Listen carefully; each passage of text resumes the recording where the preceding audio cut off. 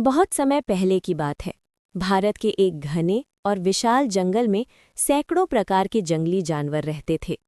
वो जंगल केवल पेड़ों और नदियों का समूह नहीं था, बल्कि एक जीवित संसार था, जहां हर पत्ता कुछ कहता था, हर नदी कुछ सिखाती थी और हर जानवर की अपनी एक कहानी थी। उस जंगल का नाम था सत्यवन। सत्यवन का राजा था शेर सिंह राज। उसका शरीर विशाल, अयार, घना और दहाड़ इतनी तेज कि दूर दूर तक गूंज जाए। सभी जानवर उससे डरते थे, पर साथ ही उसका सम्मान भी करते थे। सिंहराज में साहस और ताकत की कोई कमी नहीं थी, लेकिन एक कमी धीरे धीरे उसमें बढ़ती जा रही थी: अहंकार। राजा बनने के बाद सिंहराज को लगने लगा कि वही जंगल का मालिक है और बाकी सभी जानवर केवल उसके आदेश मानने के लिए बने हैं। उसी जंगल में रहता था हाथी गजराज। वो जंगल का सबसे ताकतवर जानवरों में से एक था, लेकिन उसकी असली ताकत उसकी बुद्धि, धैर्य और दया थी। गजराज को जंगल का संरक्षक कहा जाता था। जब भी जानवरों में झगड़ा होता, गजराज न्याय करता। गजराज शेर का सम्मान करता था, पर अंधभक्ति नहीं। सत्यवन में कई जानवर रहते थे। हिरण चंचल और डरपोक थे, खरगोश तेज और चतुर, लोमड़ी चालाक, भालू ताकतवर लेकिन सरल, बंदर शरारती, भेड़िए समूह में रहते, पक्षी आकाश के संदेशवाहक थे। सभी जानवर मिलकर जंगल का संतुलन बनाए रखते थे।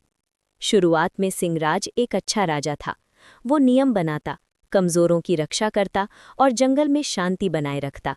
लेकिन समय के साथ साथ वो बदलने लगा और वो रोज घोषणा करता, आज कौन मेरा शिकार बनेगा ये मैं तय करूंगा।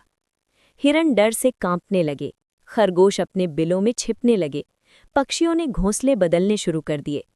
एक दिन सिंहराज ने आदेश दिया, अब हर जानवर सप्ताह में एक दिन मेरे लिए भोजन लाएगा। ये आदेश जंगल के लिए बहुत भारी था। हाथी का विरोध। जब गजराज को ये बात पता चली तो वो सीधे सिंहराज के पास गया। गजराज बोला, राजन, राजा का काम रक्षा करना होता है, भय फैलाना नहीं। शेर गुर्राया, मैं राजा हूं, मेरी ताकत ही मेरा नियम है। गजराज शांत स्वर में बोला, ताकत बिना न्याय के जंगल को विनाश की ओर ले जाती है। शेर ने पहली बार गजराज की बात को अनदेखा किया। अब जंगल में डर का माहौल बन गया। छोटे जानवर भूखे रहने लगे, कई जानवर जंगल छोड़कर चले गए, नदियां सूनी होने लगी, पक्षियों की चहचहाहट कम हो गई। एक दिन एक हिरणी का बच्चा शेर के शिकार में आ गया। जंगल भर में मातम छा गया। तभी जंगल के जानवरों ने तय किया, अब और सहन नहीं करेंगे। एक रात पूर्णिमा के चांद के नीचे गुप्त सभा रखी गई। सभी जानवर एक पुराने बरगद के पेड़ के नीचे इकट्ठा हुए। गजराज, लोमड़ी, भालू, हिरण, बंदर, यहाँ तक कि भेड़िए भी। लोमड़ी बोली, शेर ताकतवर है, हम सीधे उससे लड़ नहीं सकते। भालू बोला, लेकिन हम चुप भी तो नहीं रह सकते। तभी गजराज खड़ा हुआ, हमें शेर से नहीं, उसके अहंकार से लड़ना है। गजराज ने एक योजना बनाई। उसने शेर को संदेश भिजवाया, जंगल में अकाल आ रहा है, यदि आप सच्चे राजा हैं तो जंगल को बचाइए। शेर ने सोचा, ये मेरी ताकत दिखाने का मौका है। लेकिन अकाल सच था। नदी सूखने लगी, घास कम हो गई। शेर केवल अपने लिए शिकार करता रहा, जबकि बाकी जानवर भूखे मरने लगे। धीरे धीरे शेर अकेला पड़ गया। कोई उसके पास नहीं आता, कोई सलाह नहीं देता। एक दिन वो बीमार पड़ गया।